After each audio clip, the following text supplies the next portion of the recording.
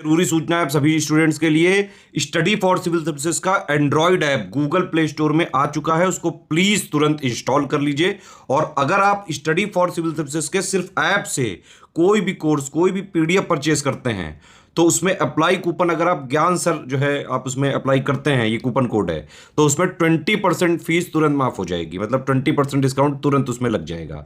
ज्ञान सर लिखना है, नॉर्मली ज्ञान सर स्मॉल लेटर में है सब कुछ, कोई स्पेस नहीं, कोई कॉलम नहीं, सिर्फ ज्ञान सर GYANSIR। इस तरह से अगर कूपन कोड लगाते हैं आप ऐप में बाई करने से पहले, जो अप्लाई कूपन वाले में आता है, तो 20% का डिस्काउंट तुरंत मिलेगा। वीडियो देखिए। नमस्कार दोस्तों, स्वागत है आपका एक और इनिशिएटिव में। तो आज मैं आपको जानकारी दूंगा बिहार पीसीएस के बारे में, जिसको जान के आप काफ़ी शॉक भी होंगे और आपको थोड़ा सा लालच भी आएगा इसका फॉर्म भरने के लिए। क्यों? देखिए, अभी इसका फॉर्म तो आया नहीं है। 30 सितंबर को पेपर होना था, जो कि टल गया है, और अप्रॉक्स दिसंबर में जाके पेपर होगा। और बहुत ही शानदार चीज़ें मैं आपको बताऊंगा, जिसको देख के आप दांतों पर उंगली दबाओगे और आपका मन करेगा इसका पेपर तो हम भी दें। अगर नहीं दिया है तो सब कुछ जानेंगे, एलिजिबिलिटी क्या है, सिलेबस क्या है, और क्यों यूपी पीएससी में एसडीएम बनना बिहार पीएससी में ज़्यादा आसान है बीपीएससी में यूपी पीएससी के मुकाबले। क्यों? वो अभी आप खुद समझ जाओगे। तो सबसे पहले बात करते हैं बीपीएससी से बनता क्या क्या। वही एसडीएम, डीएसपी और भी बिहार में जो भी इससे पोस्ट आती है ऑफिसर लेवल की। ठीक, मिनिमम एज जो यहाँ चाहिए होती है वो 20 साल चाहिए होती है और मैक्सिमम एज 37 साल होती है। बाकी एज रिलैक्सेशन जो है वो मिल जाता है आपको श्रेणी वाइज, है ना। तो मतलब 40-42 आप समझ सकते हो कि अगर आप ओबीसी में हो, SC/ST में हो, तो एज रिलैक्सेशन 5 साल तक का मिलेगा। दूसरी इंपॉर्टेंट चीज़ आपके मन में आएगा, क्या यूपी वाले भर सकते हैं? तो बिल्कुल भर सकते हैं। उत्तर प्रदेश के लोग बिहार पीसीएस का फॉर्म आराम से भर सकते हैं, कोई उसमें दिक्कत नहीं है। और अगर आप बिहार से हैं तो आपकी बल्ले बल्ले है ये, तो भैया वहीं पे पेपर होगा, नहीं तो यूपी वालों को बिहार जाना पड़ेगा बस। अब जो सबसे ज़रूरी चीज़ है वो इसका पैटर्न समझते, फिर मैं आपको एक बहुत ही रामबाण तरीका बताऊंगा। ठीक है, वीडियो में बने रहिएगा। देखिए, डीएसपी बनने के लिए तो मात्र 20 ही साल की उम्र चाहिए, जिला कमांडर 20 साल है ना। तो कई पोस्ट हैं जिनके लिए 20 साल चाहिए और कई पोस्ट है जिसके लिए 21-22 चाहिए। ठीक है, तो वो सब आपकी मिनिमम 21-22 ले सकते हो। शैक्षिक योग्यता में बस नॉर्मल आपके पास ग्रेजुएशन होना चाहिए। कोई भी परसेंटेज की डिमांड यहाँ पे नहीं होती है एसडीएम डीएसपी बनने के लिए। बस आपके पास ग्रेजुएशन हो, कितना भी परसेंटेज क्यों ना हो आपके पास। अब बात करते हैं इसके प्री की। देखिए, इसके प्री में जैसे यूपी पीएससी में सीसेट होता है, सीसैट का कोई पेपर नहीं होता है। क्यों नहीं होता अभी आपको समझ आ जाएगा। इसमें 150 नंबर का पेपर होता है समान अध्ययन का। ठीक है, और 150 ही क्वेश्चन आते हैं। नेगेटिव मार्क 1/3 ना होगे 1/4 होता है। मतलब अगर आप 4 गलत करते हैं तो आपका एक सही वाला काटा जाएगा। ठीक है, 1/4 नेगेटिव होता है। अब इसमें सीसैट ना होने का कारण है कि इसमें प्री में ही थोड़े बहुत 10 से 12 एप्टीट्यूड के क्वेश्चन आ जाते हैं। तो प्री का सिलेबस क्या है? बहुत ही छोटा सिलेबस है। सिर्फ देखिए, सबसे ज़्यादा इंपॉर्टेंट साइंस की है, जनरल साइंस, जो आराम से यहाँ आपको 25 से 30 क्वेश्चन हर साल देखने को मिलते हैं, फिक्स है। करंट अफेयर्स की बात कर रहा है, यहाँ से भी 25 से 30 क्वेश्चन, और करंट अफेयर्स में आप बिहार का करंट अफेयर्स भी जोड़ देंगे, बिहार का बजट जोड़ देंगे तो 5-6 क्वेश्चन और ऐड कर लीजिए।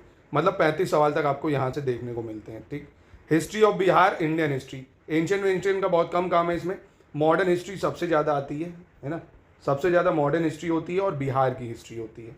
ज्योग्राफी ऑफ बिहार बहुत प्रश्न आते हैं इससे, कम से कम 25 सवाल तक यहाँ से आपको देखने को मिलते हैं, और 15 से 20 सवाल यहाँ से भी आपको देखने को मिलते हैं ज्योग्राफी का ओवरऑल मिला के। ज्योग्राफी ऑफ बिहार, ज्योग्राफी मतलब बिहार की एक चीज़ आप समझ लो, अगर बिहार पीछे निकालना है आपको तो प्री निकालना है अगर, तो प्री में बिहार की हिस्ट्री, ज्योग्राफी, बिहार की पॉलिटी, उसका कल्चर, है ना, ये सब आपको पता होना चाहिए। इन्वायरमेंट प्री में नहीं आता है। इंडियन पॉलिटी और इकोनॉमी करंट से रिलेटेड रहेगी। Changes in economy of Bihar post independence, यानी ये भी हिस्ट्री का ही हो गया, है ना एक तरह से। Indian national movement and role of Bihar, ये भी जो टॉपिक दिए बस वही पढ़ना है। इंडियन नेशनल मूवमेंट समझे, गांधी का रोल, सुभाष चंद्र बोस का रोल, कांग्रेस का रोल, और जनरल मेंटल एबिलिटी यानी थोड़ी बहुत रीजनिंग। तो प्री का बस ये छोटा सा सिलेबस है। देखिए, कोई इन्वायरमेंट नहीं, कोई आपका झमेलाबाजी नहीं, सिर्फ साइंस।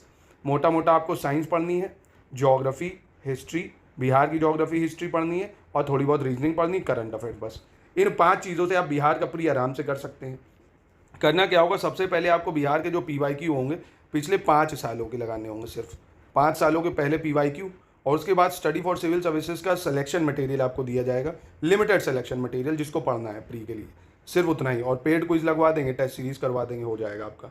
ठीक है, तो ये तो प्री की बात हुई। मेंस का भैया सुनो, मेंस का तो और मजा आ जाएगी सुन के आप। यहाँ पे मेंस में जो आपका मेन पेपर होता है वो ये 3 होते हैं, GS1, GS2 और निबंध। मेरिट जो होती है इन 900 नंबरों से बनती है। इन 900 नंबर से आपकी मेरिट बनती है मेंस में, और 120 का आपका इंटरव्यू होता है, यानी 1020।